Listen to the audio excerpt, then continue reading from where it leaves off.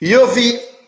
Alors, Boker Tov, Erev Tov, tout ça comme d'habitude, les amis, et on revient dans notre étude de Parashat HaShavua. Et aujourd'hui, Choukat. Alors là, on a du pain, on a beaucoup de choses à dire sur cette paracha extraordinaire. Et Dafka, pour commencer, je voudrais vous raconter une histoire. Et donc, l'histoire aujourd'hui est une histoire tragique. C'était le roi de Tula. Ouais. C'était le roi de Tula et il était la capitale, Tula était la capitale des Toltecs. Oui. Le roi en question s'appelait Quetzalcoatl. Et puis, il faut que tu saches que Quetzalcoatl a été séduit par Tetzalcoatl. Oui, c'est des noms compliqués. Mais le problème, c'est comme il était jaloux de son rival, eh bien, Tetzalcoatl enivra Quetzalcoatl et l'amena à rompre ses vœux de chasteté. Chassé de Tula, Quetzalcoatl parvint au bord de la mer où il s'immola par le remords. Son cœur, qui s'était échappé des cendres, devint alors l'étoile du matin sous le nom de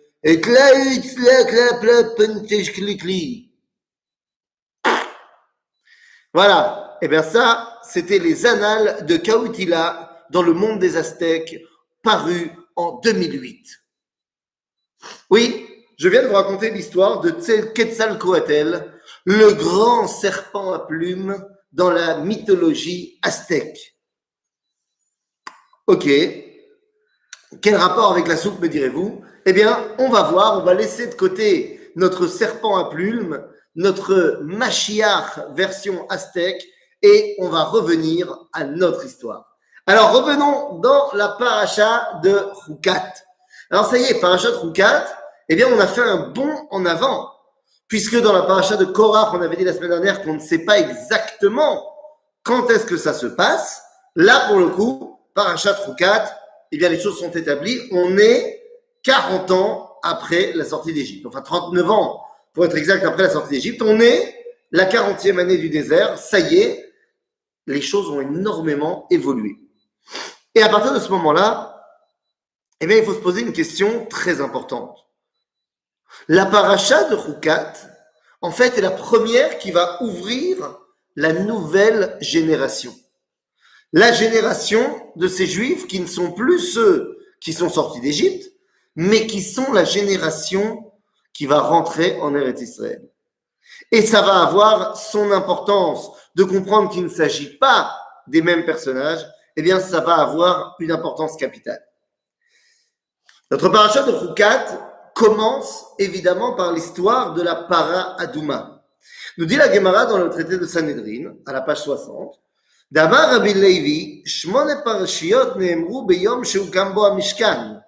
אלו הם פרשת כהנים, ופרשת לווים, ופרשת טמאים, ופרשת שבח טמאים, ופרשת החרמות, ופרשת שטויי יין, ופרשת נרות, ופרשת פרה אדומה. Nous dit donc ici le Talmud que la paracha de Para Adouma, ça fait très longtemps qu'elle a été donnée. Elle n'a pas été donnée simplement ici, la 40e année du désert.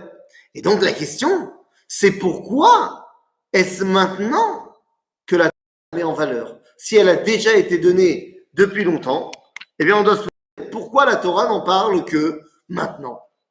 Eh bien, les amis, la réponse est très simple. Parashat Choukat, comme on l'a dit, est la paracha où nous allons commencer à prendre possession de la terre d'Israël. Ce qui veut dire, eh bien, que nous allons être confrontés aux habitants de la terre d'Israël et que donc nous allons devoir faire la guerre. D'ailleurs, dans notre paracha, il y a bel et bien la guerre contre Akhenanim Melech Arad, la guerre contre Sichon, la guerre contre Edom, la guerre contre Og. Donc, autant vous dire que oui, dans notre paracha, la guerre, bien que terriblement négative, on n'en veut pas de la guerre, eh bien, on sait qu'elle a un rôle à jouer et c'est maintenant qu'elle commence. Or, dans une guerre, il y a des morts. Que la mort apparaît pour la première fois comme étant quelque chose qui n'est pas seulement naturel, mais qui peut être provoqué. Et donc, notre paracha doit nous montrer que la mort n'est pas la fin du voyage. Qu'on n'accepte pas que la mort soit le point final. Et c'est pourquoi, eh bien, nous recevons l'histoire de Para Aduma. Et alors là, je vous le dis tout de suite. Je vous le dis tout de suite. L'histoire de la Para Aduma, eh bien, nous dit la Torah, Zot Chukat HaTorah. C'est un chok. Mais il serait complètement erroné de penser qu'un chok, ça veut dire qu'il n'y a rien à comprendre. Il y a plein de gens qui disent comme ça. Ouais, les chukim, faut pas chercher à comprendre, faut faire sans réfléchir. Absolument pas. C'est vrai qu'il y a une différence entre chukim et mishpatim. Tout à fait. Les mishpatim sont des lois qui certes nous ont été données par Dieu, mais que si Dieu ne nous les avait pas données, eh bien, on aurait très bien pu les inventer tout seul. La preuve, c'est que d'autres cultures auxquelles Dieu ne s'est pas révélé, eh bien, ont également réussi à arriver à ce genre de loi. Par exemple, tu ne tueras pas. Mais il y a des lois qui, si Akadosh Baruch Hu ne nous avait pas eh bien, donné la loi, on n'y aurait pas pensé. Ce sont des chukim. Donc, ça veut dire quoi, chukim? Ça veut dire qu'il y a forcément quelque chose qui m'échappe. Mais entre eux, il y a quelque chose qui m'échappe et il n'y a rien à comprendre, eh bien, il y a une différence énorme. Tous les chukim doivent être étudiés. Rachid nous dira dans notre paracha, c'est un chok et donc tu n'as pas le droit d'aller commencer à remettre en cause. Mais ça ne veut pas dire qu'il ne faut pas étudier, ça veut juste dire que même si tu ne comprends pas tout, tu ne remets pas en cause cette mitzvah-là et tu la fais quand même. Parce que tu sais qu'elle vient d'Akadosh Baruch Hu. Mais en aucun cas, la Torah nous demande d'être stupide, ignorant, et que lorsqu'on rencontre un chok, eh bien on dit, yalla, on tourne la page, on ferme le livre et terminé. Alors c'est pour ça que Shlomo il a dit Archema verechoka mimeni. Bidiouk. J'allais citer Arshaf Kohelet qui nous dit Kol zot nisiti bachokma amarti erkama veirechoka mimeni. C'est-à-dire que Shlomo il a essayé de comprendre, il a étudié, il a compris des choses, mais il a compris aussi qu'il n'avait pas tout compris. Et donc c'est très important. Tous les chukim, on a quelque chose à en tirer. Je vais vous donner deux exemples avant d'arriver à ma para Aduma. Un des chukim les plus connus, c'est le fait qu'on n'a pas le droit de mélanger le lait et la viande. Demandez à un gastronome français, eh bien, il va bien vous expliquer que les mélanges, je sais pas moi, poulet à la crème et tout ça, c'est très bon. Pourquoi est-ce que nous, on n'a pas le droit de mélanger le lait et la viande? Alors, il y a plein d'explications aujourd'hui diététiques, comme quoi ce ne serait pas bon pour le transit et tout ça. Oh, et reliot. Mais venez, on va essayer de comprendre au niveau moral. D'après le judaïsme, l'homme est au-dessus de l'animal. Et donc, il peut utiliser l'animal. Mais quand on y réfléchit bien, boire du lait, quelque part, c'est du vol. On a volé l'animal, que ce soit la vache, la brebis ou autre. On a volé l'animal, ça ne nous appartient pas, ce lait. Mais dans la mesure où l'homme est élevé par rapport à l'animal, eh bien, on va utiliser l'animal pour exister, pour grandir, pour nous élever. Donc, le lait, c'est un vol qui est permis. Alors que manger un steak, c'est un meurtre qui est permis. Parce que là encore, on est au-dessus de l'animal. Bon, la Torah te l'a permis, mais ne viens pas penser que dans ton échelle de valeur, il n'y a pas de différence entre le vol et le meurtre. Il y a une différence. Et même si là, pour le coup, au niveau de l'animal, les deux te sont permis, tu ne peux pas les mettre sur le même plan. On ne mélange pas le lait et la viande. De la même façon, nous dit la Torah, on ne mélange pas dans nos habits le lin et la laine. Alors pour nous, occidentales qui s'habillent en coton et autres soies et acryliques, synthétiques, on ne se rappelle plus bien ce que ça veut dire le matériau des vêtements.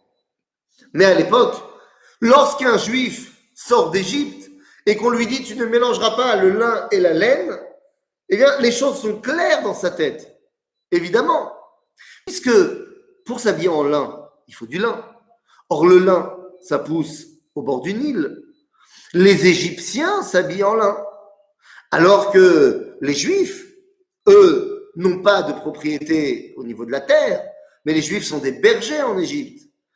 Les bergers, d'ailleurs, qui sont une abomination pour les Égyptiens. Les Égyptiens ne sont pas bergers, puisque leur dieu principal, c'est le bélier. Ils ont donc de la laine.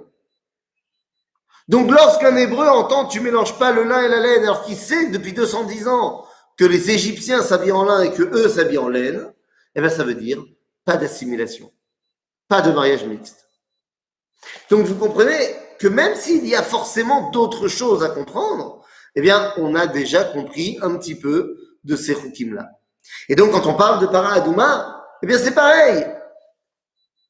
Para Adouma, son rôle est de venir purifier du contact avec la mort. L'impureté, c'est tout contact avec un manque de vie. Plus la chose dans laquelle tu es en contact manque de vie, plus tu es impur. Ainsi donc, eh bien, le top du top du top de l'impureté, c'est quand tu as touché un être humain mort. Alors, il y a d'autres formes d'impureté, par exemple, les règles. Une femme qui a ses menstruations, eh bien, en fait, c'est un potentiel de vie qui est mort. Un homme qui aurait un épanchement nocturne, c'est là aussi un potentiel de vie qui est mort. Seulement, comme il s'agit d'une mort moindre, eh bien, se tremper et s'immerger dans les eaux du mikvé, ça suffit. Mais là, quand tu étais en contact avec la mort, eh bien, on te dit non, non, non, non. Là, c'est trop évident, le contact avec la mort. Il va falloir faire tout un cérémonial pour te ramener à la vie. Et c'est ça l'histoire de la Para Adouma.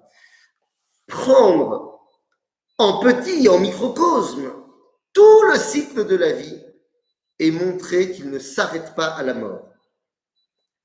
ויאמר השם אל משה ואל אהרון לאמור, זאת חוקת התורה, אשר ציווה השם לאמור, דבר אל בני ישראל ויקחו אליך para. Pourquoi est-ce qu'il faut prendre une para, une vache? Eh bien, tout simplement parce que la vache est l'animal cachère le plus vivant, entre guillemets, le plus gros en contact avec l'homme. Alors, vous allez me dire, non, il y a le rhinocéros, mais c'est pas cachère. Alors, vous allez me dire, non, il y a la girafe. La girafe, c'est cachère. La girafe, il n'y a aucun problème, c'est cachère. D'ailleurs, non, c'est une erreur de penser qu'on ne peut pas manger la girafe parce qu'on ne sait pas où faire la shrita. Ch'touillotte. On peut faire la shrita dans tout le cou de la girafe, donc franchement, tu as la place. Mais c'est juste que c'est un animal protégé et que donc, on ne mange pas de girafe. Mais pourquoi est-ce qu'ici, on ne parle pas de girafe? Ben, tout simplement parce que lorsque les Bnei Israël sortent d'Égypte, ils n'ont pas de girafe domestique. La girafe n'est pas domestique. Et donc, eh bien, le plus gros animal en contact avec l'homme, c'est bel et bien, eh bien, notre vache. Ah, pourquoi pas un taureau, un bœuf? Eh bien, parce que la vache est doublement vivante, puisque elle aussi, elle va donner la vie. Donc, Vaïkou el Para, le plus gros du vivant, Adouma, Adouma, Adom, la couleur de la vie, la couleur du sang, la couleur de la pulsion, de l'amour. Mettez une assiette avec la confiture rouge et une assiette avec la confiture jaune devant des enfants, ben, la rouge, elle terminera plus vite, hein. Eh oui, la passion. Donc, Vaïkou el Para, Adouma. Temima. C'est-à-dire que de l'extérieur, rien ne doit pouvoir nous montrer qu'il y a un amoindrissement de la vie. Donc, pas plus de 2 poils qui ne sont pas rouges. Temima. Asher en bamoum. Si on a dit qu'il ne fallait pas qu'il y ait un amoindrissement de la vie à l'extérieur, il ne faut pas qu'il n'y ait non plus un amoindrissement des forces de vie à l'intérieur. Pas de défaut. Asher lo ala alea ol. Que l'homme n'a pas mis de poids sur elle pour amoindrir ses forces de vie, donc elle doit être pleinement vivante, naturellement, de l'intérieur, de l'extérieur, et que l'homme n'ait pas amoindri sa vie. Et à ce moment-là, donc on parle du plus vivant soit-il. Et là, on te dit, on va la tuer. Parce que ce vivant, eh bien, meurt. On va le mélanger, cette cendre-là, on va la brûler, on va mélanger cette cendre avec Etz Erez. C'est le plus gros du vivant au niveau du végétal. Si la vache était le plus gros au niveau du vivant de l'animal, Etz Erez, le cèdre du Liban, eh bien, sont les plus gros arbres en contact avec les Bnei Israël. Certes, il y a des baobabs, séquoias, mais il n'y en avait pas à ce moment-là, à cet endroit-là. Et donc, on prend le plus gros du vivant avec le plus petit du vivant. Chez Nitolat, un verre. Et également, on va mélanger tout ça avec Agudat Ezob, le petit buisson de l'hysope. On va dire qu'on va prendre tout le vivant, on lui fait ce cycle de mort et on le mélange avec de l'eau de vie, Maïm Chaim, non pas de l'eau de vie, mais de l'eau qui est la vie, qui nous vient d'Akadosh Baruch Hu directement. Et donc, on vient nous dire, cette mort-là n'est pas la fin du voyage. Eh bien, au contraire, on va asperger tout ce qui a été détruit avec cette vitalité de l'eau et ça va ramener à la vie. Toute la part à Adouma est pour nous dire, la mort n'est pas le point final. Alors évidemment, qu'est-ce qu'on ne comprend pas? Eh bien, on ne comprend pas que le Kohen qui a rendu la vie, entre guillemets, qui a purifié celui qui est en face de lui, lui-même est rendu impur. C'est caché. Bon, il y a encore des choses à comprendre, mais on ne peut pas dire qu'on ne comprend rien. Paradouma est là pour nous montrer l'idéal, j'allais dire, du peuple juif. Promouvoir la vie. Et c'est bel et bien de cela dont il est question. Am Israël rentre en Eretz Israël, il va devoir faire la guerre. Est-ce que c'est un barbare assoiffé de sang et de destruction et de mort? Ou est-ce un peuple qui est guidé par la recherche de la vie? Et des fois, il faudra faire la guerre, mais ça n'enlèvera pas que notre idéal sera la vie. Et bien, une fois qu'on a dit ça, on peut arriver devant ce peuple. On peut enfin arriver devant le peuple juif, ce nouveau peuple juif. Et vous connaissez la suite du film. Myriam décède. Myriam meurt, et donc, eh bien, le miracle qui l'accompagnait, ce puits de Myriam, cesse d'exister. Et les Bnei Israël, au bout de quelques jours, se retrouvent sans eau. Qu'est-ce qu'on fait quand on a soif? Eh bien, on va voir Moshe. Ça fait 40 ans que dès qu'il y a un problème, on va voir Moshe. Et si je vous dis que le Ham Israël a soif et qu'il va voir Moshe et que Moshe va voir Dieu pour lui dire ils ont soif et que Dieu lui dit regarde là-bas il y a un rocher, eh bien à quoi ça fait référence tout de suite? Et Moshe il a tapé sur le rocher, comme diraient mes enfants, et il est sorti du Coca-Cola. On connaît tous cette histoire de Moshe qui a tapé sur le rocher. Et quand on parle de Moshe qui tape sur le rocher, on a tout de suite une connotation très négative, où on se dit que c'est à cause de ça que Moshe a fauté et qu'il n'est pas rentré en Eretz Israël.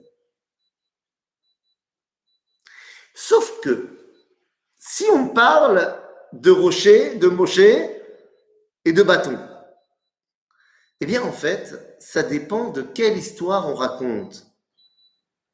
Il y a deux histoires qui se ressemblent comme deux gouttes d'eau, avec une conclusion différente. Sefer Shemot, dans le livre de Shemot, au chapitre 17, on nous dit comme ça. Vaïsou kol adat bnei Israël mimidbar sin lemasehem al pi Hashem, vayachanu berefidim, ve'en maim lishtot ha'am. On est arrivé à Refidim, il n'y avait pas d'eau. Vayarev ha'am im Moshe, vayomru tnu lanu maim venishte. Le peuple est venu voir Moshe, il leur a dit, donnez-nous à boire. Vayomer lahem Moshe, ma tarivuni m'a dit, ma tenasun et Hashem. Pourquoi vous venez vers moi? Pourquoi vous embêtez Dieu?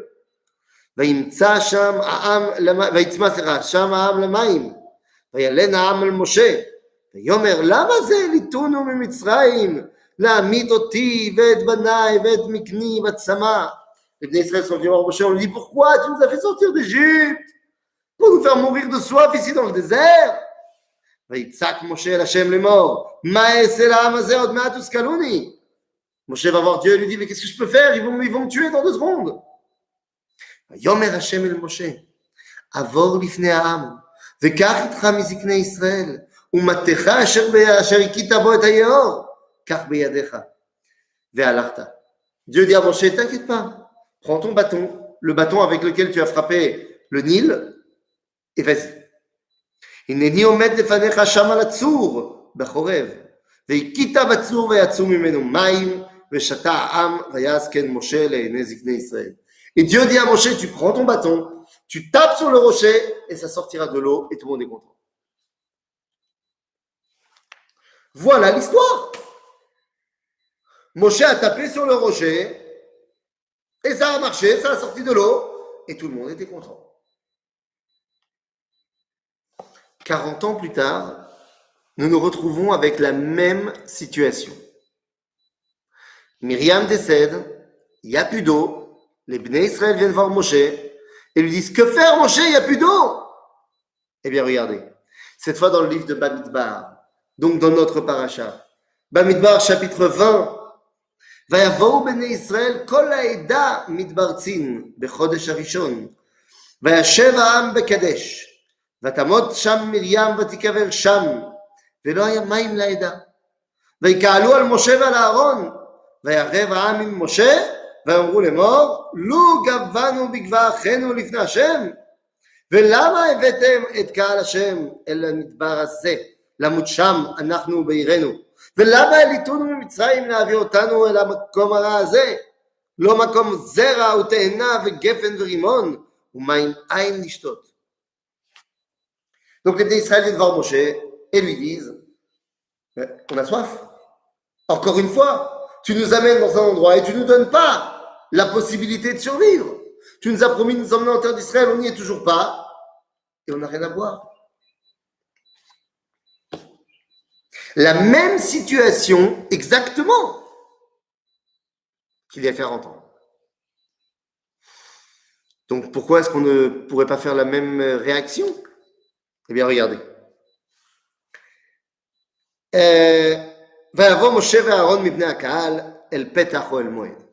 משה rentre dans le Mishkan, ויפלו על פניהם, וירא כבוד השם אליהם, וידבר השם אל משה לאמור. Et là, Dieu s'adresse à Moshe, regardez ce qu'il lui dit. Encore une fois, tout le monde pense que c'est une erreur que Moshe a tapé sur le rocher. Que Dieu lui aurait dit de ne pas taper et que Moshe a tapé. Et là, je tiens à le dire. Je m'inscris en faux. Je suis complètement contre cet avis de dire que Moshe a fauté. Moshe, il ne faute pas. Moshe, de tout ce qu'on sait de lui, n'est pas quelqu'un à qui Dieu dit A et lui il dit je m'en fous, je fais B. Non, c'est là Moshe. Moshe Rabbeinu, il fait ce que Dieu lui demande. On en a une tonne des exemples dans la Torah. Donc non, moi je n'accepte pas de dire que Moshe tout d'un coup il était énervé et donc il n'en a fait qu'à sa tête. Moshe ou Tzadik. Alors comment comprendre ce qui s'est passé?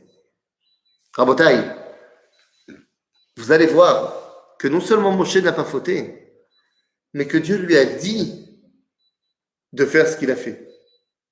Ou du moins, Dieu lui a laissé le choix de comment tu veux agir. Regardez le texte.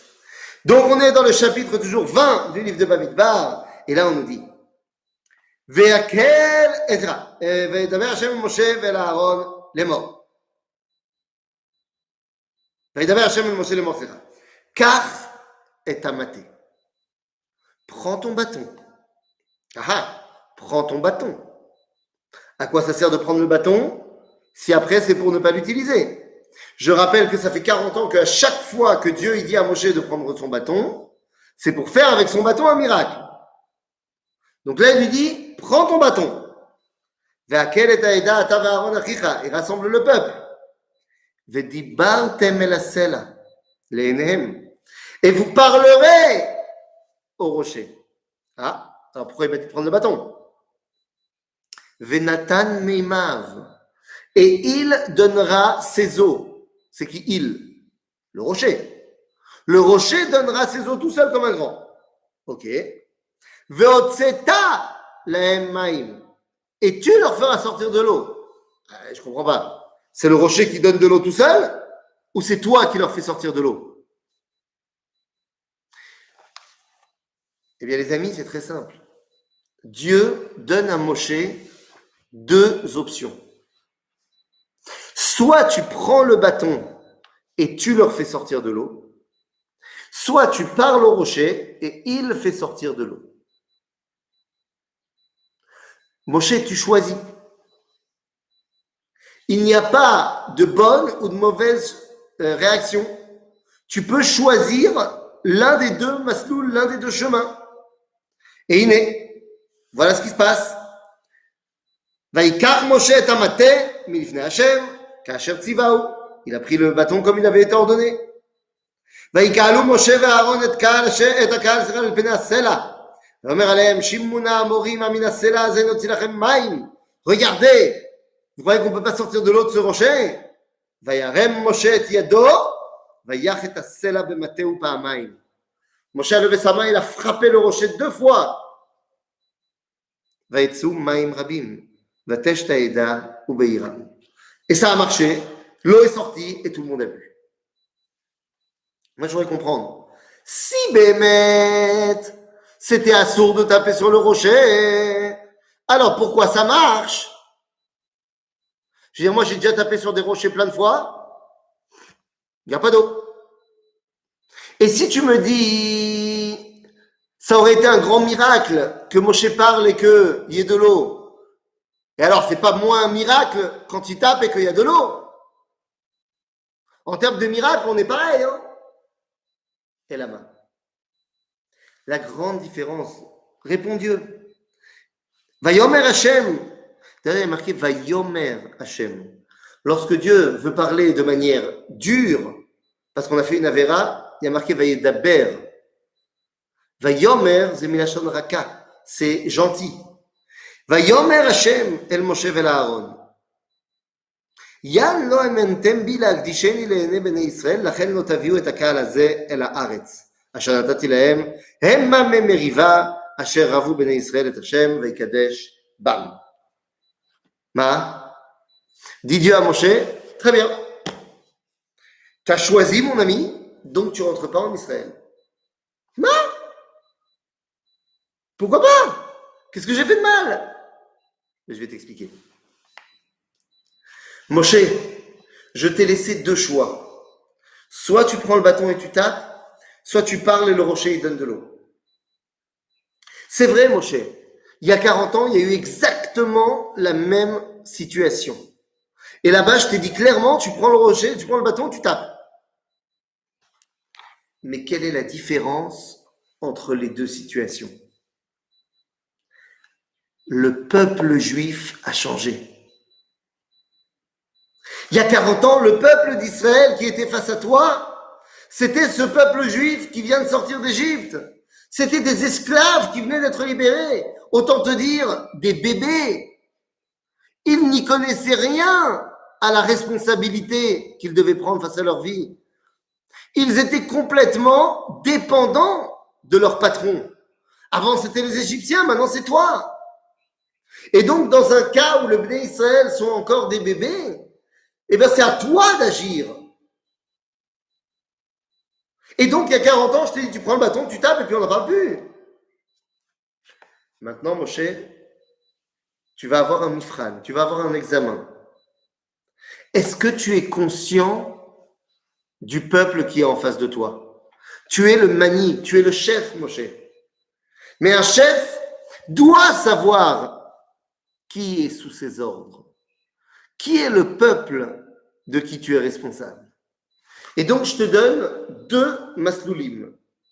Soit tu penses qu'ils sont comme il y a 40 ans, tu penses qu'ils n'ont pas évolué et que donc c'est encore toi qui dois tout faire miraculeusement, et donc tu prends le bâton et tu tapes, ou tu comprends que c'est un nouveau peuple juif qui est face à toi. Le peuple qui va prendre possession de la terre d'Israël. Ces gens-là, ils doivent avoir un guide, mais ils ne doivent pas avoir un babysitter. Ils doivent avoir un guide qui leur montre la voie, mais ils ne doivent pas avoir quelqu'un qui leur fait le boulot à leur place. Ils doivent avoir quelqu'un qui leur explique comment faire, mais il doit également les laisser faire. Si tu parles au rocher et que le rocher donne ses eaux, eh bien les Bnei Israël verront que quelqu'un qui n'est pas toi peut agir. Et à ce moment-là, ils comprendront que c'est à eux de prendre leurs responsabilités. Ainsi, Akadosh Baruch Hu ne punit pas Moshe.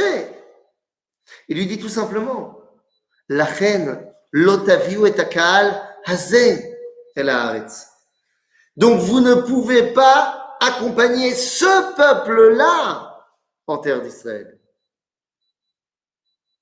Si vous aviez dû accompagner le peuple d'il y a 40 ans, pas de problème. Mais là, c'est ce peuple-là qui va rentrer. Eux, ils sont capables de réaliser le projet divin. Et si toi, tu es là et que tu fais tout le boulot, tu gênes. Machal lema davar domé. C'est quoi l'exemple qu'on pourrait avoir de tout cela? Eh bien, c'est un exemple, Rabotai, que ma femme, elle me dit tout le temps que je tombe dedans. Et oui, j'ai un problème compulsif avec le fait que les choses doivent être rangées. Ça, c'est mon passage à l'armée. Tu vois, j'ai fini l'armée depuis, allez, 14 ans. Non, 13 ans que j'ai fini l'armée. Eh ben, il y a encore des trucs qui sont encore dans la tête comme un tapé de la tête. Hein. Ah, je me suis tellement fait punir parce que j'ai pas rangé mon lit, parce que j'ai pas bien rangé mes affaires. Ah, j'ai tellement été de Shabbatot coincé à la base à cause de ça que ben, Malassot, ça m'a chamboulé. Hein. Et donc, moi, je déteste quand les choses, elles sont pas rangées. Et donc, qu'est-ce qui se passe? Eh ben, je range. Maintenant, je range quoi? Le balagan fait par mes enfants. Bien sûr qu'ils peuvent ranger. Mais qu'est-ce que je me dis dans ma tête? Ah, allez, laisse tomber, ça sera plus vite fait, ça sera mieux fait si c'est moi qui le fais. Résultat des courses, tu ne les laisses pas faire. Et ils ne pourront jamais apprendre, et ils ne pourront jamais grandir. Mon cher Rabbeinu, si c'est toi qui agis, ils ne sauront vraiment jamais se débrouiller. Quand tu ne seras plus là, ils vont retomber.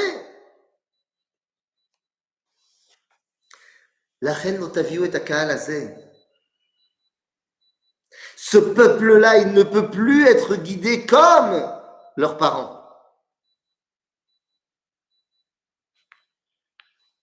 Ce n'est pas une punition, Rabotai. C'est juste que Moshe, il vit dans un monde qui n'est pas propice à l'entrée en Eretz Israël. Moshe vit dans le monde du miracle. Vit dans le monde où il n'y a que Moshe qui peut faire quelque chose parce qu'il y a lui qui est en contact avec Dieu. Quand vous demandez aux Juifs, Stam, à nous, pourquoi Moshe n'est pas entré en Israël, on va te parler de l'histoire du rocher. Mais quand tu demandes à Moshe pourquoi il n'est pas rentré en Israël, lui il dit autre chose. Dans le livre de Devarim, Moshe il dit, Sefer Dvarim, Perek Aleph, au verset 21, Re natan Hashem Elohecha lefanecha et haaretz. Dieu t'a donné la terre d'Israël. Allez resh kasher diber Hashem Elohei avotecha lach. Al tira ve'al techat. Vas-y, prends en possession. Moshe est en train de nous raconter l'histoire. ותקרבון אליי כולכם ותאמרון נשלחה אנשים לפנינו ויחפרו לנו את הארץ. Et là, vous êtes venus tous me voir et m'avez dit, non, envoyons des explorateurs. וישיבו אותנו דבר, את הדרך אשר נעלה בה, ואת הערים אשר נבוא עליהם. ויטב בעיניי, j'ai dit, ok. ויטב בעיניי הדבר, ויקח מכם 12 אנשים, איש אחד לשבת, ויפנו ויעלו על ההר, ויבואו עד נחל אשכול, וירגלו אותה. ויקחו בידם מפרי הארץ ויורידו עלינו. En fait, Moshe est en train de nous reparler de l'histoire des explorateurs. וישיבו אותנו דבר ויאמרו טובה הארץ אשר השם אלוהינו נותן לנו. ולא הביתם לעלות. Et vous vouliez pas monter en Israël. ותמרו את פי השם אלוהיכם ותרגמו באוהליכם. ותאמרו בשנאת השם אותנו הוציאנו מארץ מצרים לתת אותנו ביד האמורי להשמידנו. אנה אנחנו עולים אחרי אחינו, המסנו את לבבנו לאמור עם גדול ורם ממנו, ערים גדולות בצורות בשמיים, וגם בני ענקים ראינו שם. En fait, il repasse en boucle la faute des explorateurs. Et il dit, Vaomar alechem, et je vous ai dit, Lo ta'artzun velo tireun mehem. Hashem Elohechem ha'olech lifnechem, hu yilachem lachem. Dieu, il va faire la guerre pour vous. Exactement ce que je vous avais dit quand on était devant la mer et que les Égyptiens étaient derrière. Hashem yilachem lachem. ככל אשר עשה אתכם במצרים לעיניכם, ובמדבר אשר ראית, אשר נשאך השם אלוהיך, כאשר יישא איש את בנו, בכל הדרך אשר הלכתם, עד בואכם עד המקום הזה. ובדבר הזה הנכם מאמינים בהשם אלוהיכם, ההולך לפניכם בדרך, לתור לכם מקום לחנותיכם, באש לילה לראותיכם בדרך, אשר תלכו בם, ובענן יומם, וישמע השם את כל דבריכם. Dieu a entendu vos plaintes. ויקצוף, וישבע לאמור, אם יראה איש באנשים האלה, הדור הרע הזה, את הארץ הטובה אשר נשבעתי לתת לאבותיכם, זולתי כלב בן יפונה, הוא יראה נא, ולא אתן את הארץ אשר דרך בה. ולבניו יען אשר מילא אחרי השם. אלא משה נודי, וגם בי יתענף השם בגללכם, גם אתה לא תבוא שם. Enfin, nous avons la vraie raison de pourquoi Moshe n'est pas rentré en Israël, à cause des explorateurs. Pas que lui ne voulait pas rentrer comme eux, mais parce que Moshe leur a dit, vous inquiétez pas, tout va être miraculeux. Ah, tu crois que ça va être miraculeux? Miraculeux, c'est dans le désert. Baaretz, il faut bosser. Baaretz, il faut prendre la responsabilité du Tikkun Olam. Tu peux plus laisser Dieu faire tout ou Moshe faire tout. Et donc, dans notre histoire, il faut que Moshe prenne conscience que maintenant, l'ère Moshe est terminée. Que maintenant commence l'ère des Bnei Israël. Je vous le rappelle, Dieu a fait une promesse à Abraham. Qu'est-ce qu'il a promis à Abraham? ויוצא אותו החוצה ויאמר הבט נא השמיימה, dans la bride בין הבתרים, וספור הכוכבים, אם תוכל לספור אותם כה יהיה זרעך. Nous sommes comparés aux étoiles du ciel. Nous sommes comparés aux étoiles du ciel. Éphémère, et c'est à nous, les étoiles du ciel, que Dieu a donné la terre d'Israël. Nous, Mabaya, quel est le problème? Ben, je vais vous dire. À propos de Moshe, il est dit dans la Talmud, dans le traité de Baba Batra, Venatata meodecha alav, velo kol odecha. Lorsque Moshe doit faire la passation de pouvoir avec Yoshua, il y a marqué Venatata meodecha, tu donneras un peu de ta grandeur à Yoshua, mais pas toute ta grandeur. Zekenim shebeoto ador, les skenim qui ont vu et Moshe et Yoshua, on dit Pnei Moshe ki pnei Chama, ou pnei Yoshua ki pnei Levana. Le visage de Moshe ressemble au soleil et le visage de Yoshua ressemble à la lune, Rabotai. C'est exactement ce qu'on est en train de dire. Moshe, il est soleil. Lorsque tu sors dehors et que tu vois le soleil, tu ne vois pas les étoiles. Elles sont là, mais tu ne les vois pas. Elles sont cachées par la lumière du soleil. Moshe, quand tu es avec les Bnei Israël, tu leur fais pas de l'ombre, tu les éclipses complètement. Tu es trop Moshe. Les Bnei Israël ont besoin d'un guide, bien sûr. Ils ont besoin d'Yoshua. La Levana, dans le ciel, tu regardes, tu vois la lune, tu vois qu'elle est plus grosse que les étoiles, tu vois qu'il y a un chef. Mais non seulement elle ne masque pas les étoiles, mais elle leur laisse à chacune leur place pour briller et scintiller. Moshe ne rentre pas en Israël pas parce qu'il a fauté, chas v'shalom, mais parce qu'il n'est plus en phase avec le rôle que doit jouer le manig, le dirigeant, dans la rentrée en terre d'Israël. Le dirigeant en Israël doit être quelqu'un qui dirige, mais qui laisse les autres agir. Moshe, il est tellement parfait que c'est lui qui fait tout. Moshe le comprend. Moshe le comprend très bien. Et à ce moment-là, dès la suite de cet événement-là, eh bien Moshe a totalement compris et va préparer l'entrée en Eretz Israël, même s'il sait que lui ne rentrera pas.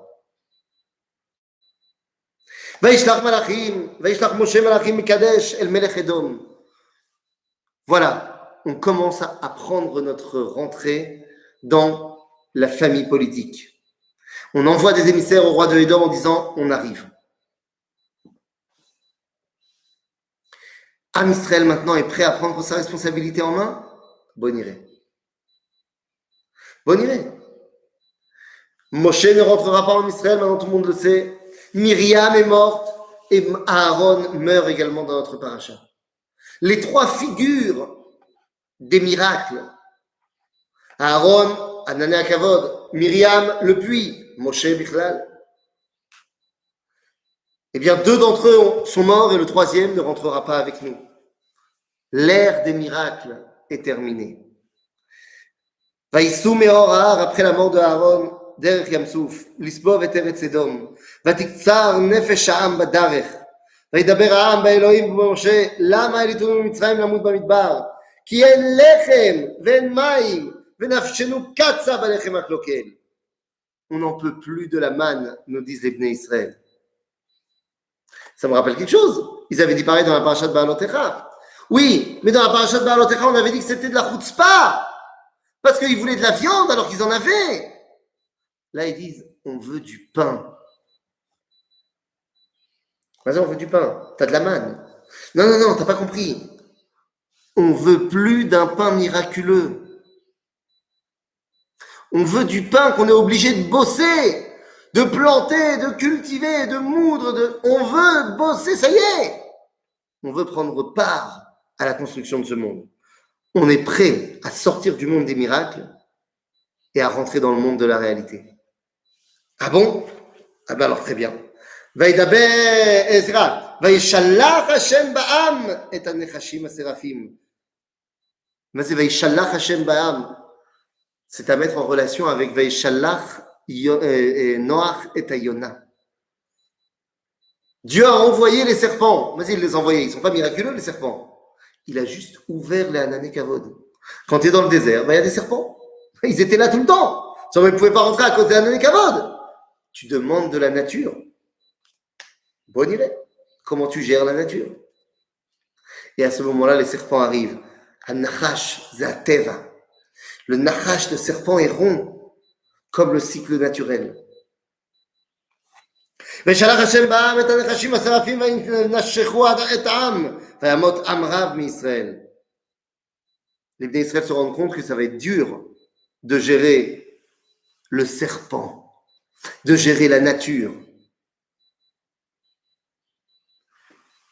ויבוא העם אל משה ואמרו חטאנו כי דיברנו בהשם ובך התפלל אל השם ויסר מעלינו את הנחש והתפלל משה בעד העם ויאמר השם אל משה עשה לך שרף ושים אותו על נס והיה כל הנשוך וראה אותו וחי ויעש משה נחש נחושת וישימו על נס והיה אם נשך הנחש את האיש והביט על הנחש נחושת וחי. C'est bizarre cette histoire. Dieu dit à Moshe, fais une statue de bronze avec une forme de nachash. Non, c'est pas ce qu'il a dit. Il lui a dit, Aselecha saraf, fais un truc qui brûle. Et Moshe a fait un nachash. Parce qu'il veut maintenant expliquer au Bnei Israël. Tu as du mal avec la nature, avec les serpents. Sache que si tu veux t'en sortir, c'est par les forces de la nature. Tu dois apprendre à dompter cette nature. Et donc, je vais te faire le remède au mal par le même mal. Ce qu'on va appeler aujourd'hui en médecine des sérums, fait par le venin des serpents. Un antidote contre les blessures des serpents. En fait, qu'est-ce qui se passe? Moshe, Dieu aurait pu lui dire, tu fais 1, 2, 3, tu tournes le bâton 3 fois en l'air et plus personne n'est mordu. Sauf que non. Cette fois, Moshe va faire exactement ce qu'il aurait dû faire là-bas. Il leur montre le chemin. Mais c'est à eux de l'emprunter. Il fait son nachash nechoshet, mais c'est pas que ça guérit tout le monde. Lorsque Bnei Israël le regarde, alors ils sont guéris. Et nous dit la Mishnah, hey, mastomeret, vechi nachash memit, nachash mechaye. אלא כל זמן שישראל מסתכלים כלפי מעלה ומשעבדים את ליבם לאביהם שבשמיים היו מתרפאים. Ce n'est pas Moshe qui guérit les Bnei Israël. Moshe, il fait le serpent. Mais si les Bnei Israël regardent vers le ciel et comprennent que ce serpent, symbole de la nature, n'est autre que dans les mains d'Akadosh Baruch Hu, alors ils sont guéris. Rabotai, vous vous rappelez qu'on a commencé notre histoire avec Quetzalcoatl, le grand serpent à plumes chez les Aztèques. Pour eux, le Mashiach, eh bien, c'était un grand serpent qui vient de la mer et qui vient les libérer. Am Israël ne pense pas que le serpent vient les libérer. Zenachon, chez Nachash, en Gematria, c'est fait le mot Mashiach. Zenachon. Mais pour que Nachash devienne Mashiach, alors il faut que Am Israël, que l'homme dans ce monde, apprenne à l'utiliser. Il a fait. Nachash, à partir du moment où ce symbole de la nature, tu l'as utilisé toi, et tu as pris cette nature pour en faire quelque chose de relationnel avec Akadosh Baruch Hu, qu'il n'y a plus de différence en fait entre la nature que Dieu a créée et la façon dont toi tu vas pouvoir t'attacher à lui. Alors en fait tu as pris le Nachash qui était rond et tu en as fait une ligne droite qui t'amène vers Akadosh Baruch Hu. Ce Nachash Nechoshet est la conclusion de la sortie d'Égypte, puisque les Égyptiens se baladaient avec des Nechashim un peu partout, car ils étaient dominés par la nature, on l'avait déjà expliqué. Eh bien, les Béné Israël, en mettant le Nachash Nechoshet al-Nes sur un bâton en ligne droite, eh bien, font comme on fait avec notre filine, où on prend les serpents ronds des Égyptiens et on en fait des lignes droites pour nous montrer la droiture de notre lien avec Akadosh Baruch Hu. Parashat Rukat est la paracha où les Béné Israël, ça y est, sont prêts à prendre leurs responsabilités et à non seulement conquérir la terre d'Israël, mais amener Tikkun Olam bemalchut Shaddai. C'est pour ça que notre paracha termine en disant Vayomer Hashem el Moshe, al tira oto. Par rapport à Og Melech Habashan, le dernier combat de la paracha, Dieu lui dit, n'aie pas peur de lui. Ki beyadecha natati oto, ve'et kol amo, ve'et artso, ve'asita lo ka'asher asita lesichon melech ha'emori, asher yoshev becheshbon, vayaku oto, ve'et banav, ve'et kol amo, ad bilti asher lo sarid, vayireshu et artso. C'est qui a frappé Og? C'est plus Moshe, c'est les Béné Israël. Les Béné Israël sont prêts et ont fait leur première conquête en terre d'Israël. Notre paracha, c'est le moment de la conquête du Golan. Og Melech Habashan, c'est à Golan. En d'autres termes, Moshe et les Béné Israël, ça y est, ont pris leur destin en main et ont conquis le Golan pour aller faire un petit tioul et tout, et pour enfin pouvoir dire, nous sommes prêts à être responsables du rôle que Akadosh Baruch Hu nous a donné. Shabbat, Shalom, Lekulam. Chazak u'baruch. Chazak u'baruch.